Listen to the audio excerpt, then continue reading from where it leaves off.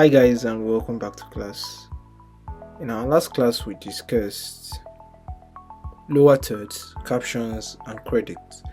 So in this lesson I'll be taking you through basic motion graphics techniques that you can use to make your video look better and sound better. So let's jump right in.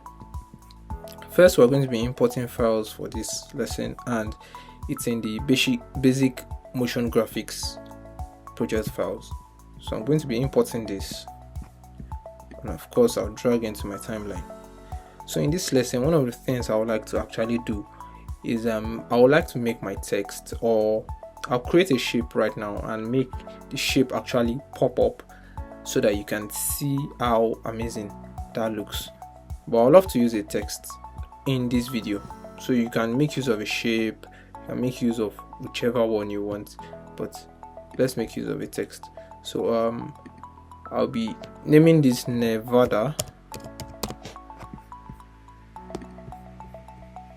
So Nevada, and I'll be in my graphics properties or my essential graphics panel.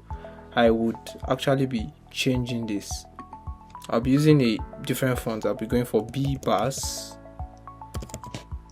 BEBAS, BBAS.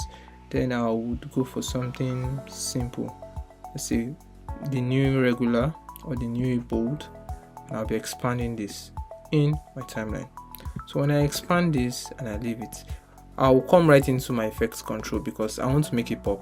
So whatever I want to do, or whatever is inclined with motion, actually has to do with keyframes. And what are keyframes? Keyframes is what you tell a particular property in Adobe Premiere Pro where to start and where to stop. So it's like moving from point A to point B. So you need to make points that actually tells it to stop. And how do you do this? You basically, or you simply change the parameters, given that the starting parameter is 100 and you like to make it bigger. You can actually double that 100 to 200 at the end of the second point. So let's jump right in and see how that feels.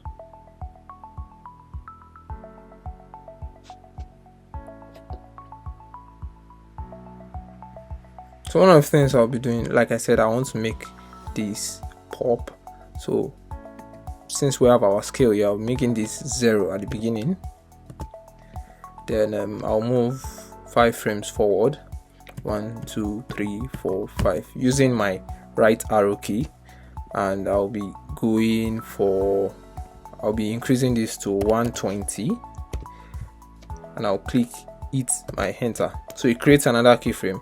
I'll be going 5 frames forward as well again. So that will be 1, 2, 3, 4, 5 using the arrow key. Do not forget the right arrow key, and I'll be taking this value down to 80. Now hit enter.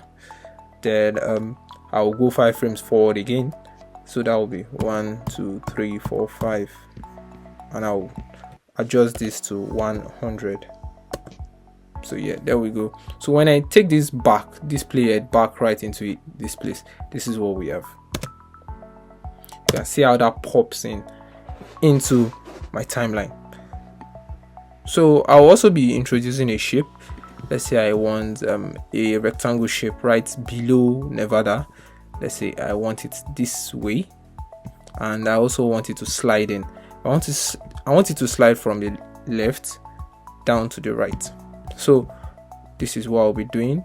Since I've taken the shape, I would be going back to the starting point, and for the shape now, click on the shape, and I would go down to.